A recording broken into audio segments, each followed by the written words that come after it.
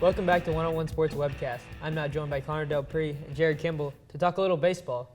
Guys, I know you're both excited with the World Series starting tomorrow, but let's take a look back into the history of the Fall Classic. What's the best hitting performance you've seen ever in the Fall Classic? Albert Pujols, Game 3, 2011, versus the Rangers. His stat line, 5 hits, 6 RBIs, 3 homers, and best of all, 14 total bases. No one has ever had 14 total bases in the World Series, and only one other person has had 5 hits, Paul Molitor.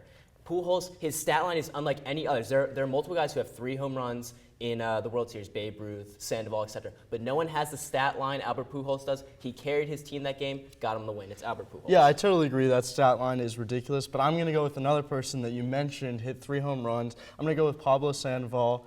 Last year, in Game 1 of the 2012 World Series, he went 4 for 4 with 4 RBIs, those 3 home runs, and a single that set up another score. And he only hit 12 home runs all season in 108 games. That's a lot, and he's not known for being a power hitter. And also, he was playing in a very hard park to hit home runs out of. Only 84 home runs were hit in that park all season, and 5 of them by Sandoval. That's not a lot. And then he hit 3 in one night. Also, he was going against Justin Verlander. Come on, that's a great performance. Yeah, I think it's tough because baseball's been around for so long. There's so many different moments to pick from. But let's flip it up. Let's go to pitching. What's the most impressive pitching performance you've seen in the history of baseball? I'm going to go with Don Larson of the Yankees. They were playing the Dodgers in the 1956 World Series. In Game 5, he goes in there and throws the only perfect game in the history of the World Series. He only needed 97 pitches to complete the game, and he only let one batter get to 3 balls in the count. Not to mention, he almost got benched that game because in the last game, in Game 2, he played 1.2 innings because he gave up 4 runs, and the manager almost sat him. No, I'm stopping you right there. I'm going Bob Gibson, the whole 1967 World Series. I'm going 3 games. He's pitted against one of the best offenses in baseball at that time in the impossible dream Red Sox. What does he do? The Dodgers He throws 3 complete games. Game 1, 10 strikeouts. Game 4, 6 strikeouts. And then Game 7, the Boston newspaper puts out a headline, Longborg and Champagne, essentially claiming that Jim Longborg is going to win Game 7. What does Bob Gibson do? Another complete game, 10 strikeouts. If that's not enough, he hit a home run off AL Cy Young, Jim Longborg, to pad their lead and win the Cardinals the World Series. It's Bob Gibson. There's no argument. 3 games in one series? Yes, 3 complete games. They didn't give him enough rest. Oh no. That's a great performance. I think I'm going to have to side with Connor on that. Just what he did is just not possible in today's game. Speaking of big moments, though, last Tuesday was the 25th anniversary of Kirk Gibson's World Series 1998 walk-off home run. Do you guys think that's the biggest moment in the World Series history? Yes. What other moment is there? Kirk Gibson wasn't even introduced in the beginning of the game. Both of his legs were injured, and he had a stomach virus. He steps up into the plate. First of all, in the beginning of the series, everyone was saying the Dodgers can't beat the A's. Dennis Eckersley can't hit.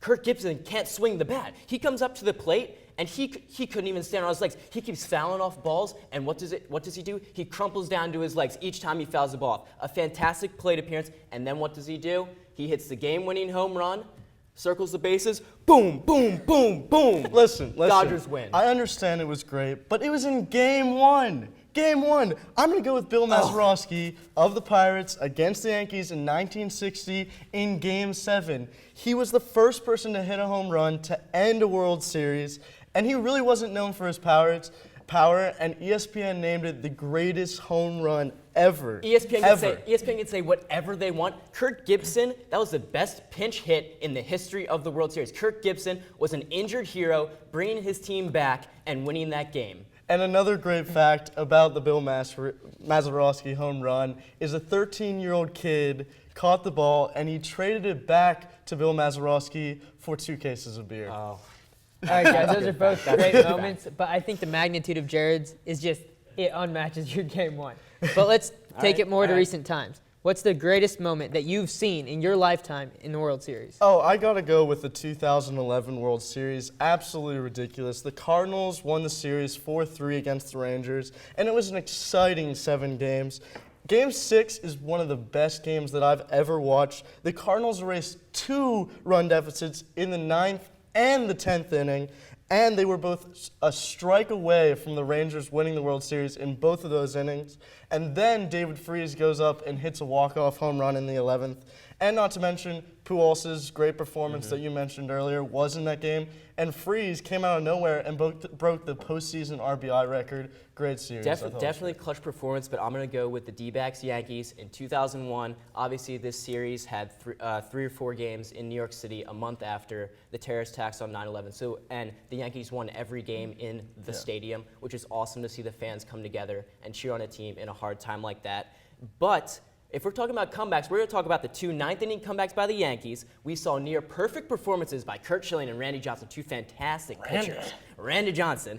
And then Game 7, down 2-1 against the unstoppable Mo Rivera. The D-backs rallied. Gonzalez hits the bloop single with the bases loaded. They come back, win 3-2, win the series. And this also, I love this because it signified the end of a fantastic era in Yankees baseball before they had won 5, 6 World Series or however many they had won in that span of 10 years. And I love that the Yankees couldn't win again until 2009. Yeah, both series are great. And I think this series coming up, the Cardinals and the Red Sox, could be a good one too. I love it.